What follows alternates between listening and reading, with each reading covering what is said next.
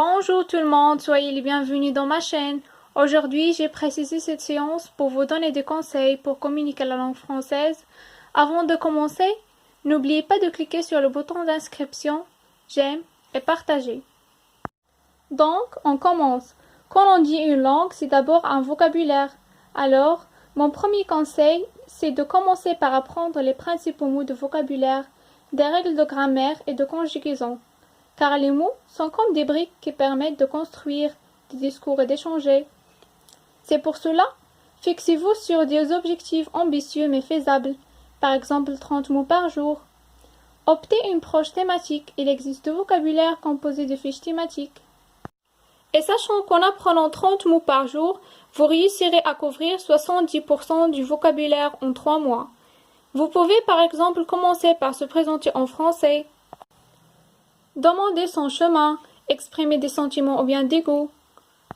Donc le français, ce n'est pas seulement de vocabulaire, c'est aussi de la grammaire et conjugaison. Donc la grammaire permet de construire et structurer des phrases, c'est la partie la plus difficile d'une langue. Mais vous devez très vite prolonger dans la grammaire après avoir commencé par le vocabulaire. Et concernant la conjugaison, ce dernier nous aide à conjuguer les verbes utilisés dans notre discours. Mon deuxième conseil, c'est de travailler la prononciation pour parler le français correctement. D'ailleurs, le français est une langue qui semble très plate au niveau de la prononciation. Les accents sont beaucoup moins prononcés.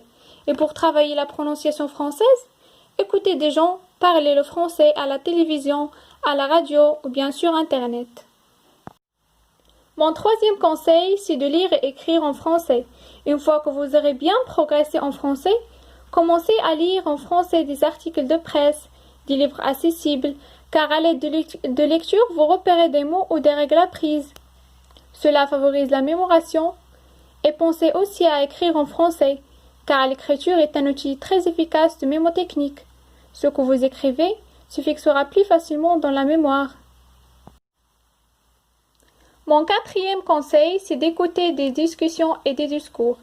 Comme je viens de dire, il est important de se familiariser très vite avec la prononciation.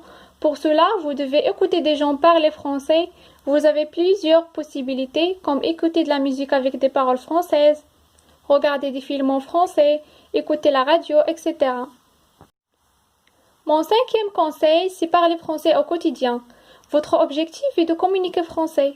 Par conséquent, la dernière étape est évidente. Vous devez parler cette langue. Si vous avez appliqué ces 4 conseils qu'on a discutés, c'est sûr que vous arriverez à cette partie, c'est de communiquer la langue française. Donc, notre part est presque terminée. Merci pour votre attention.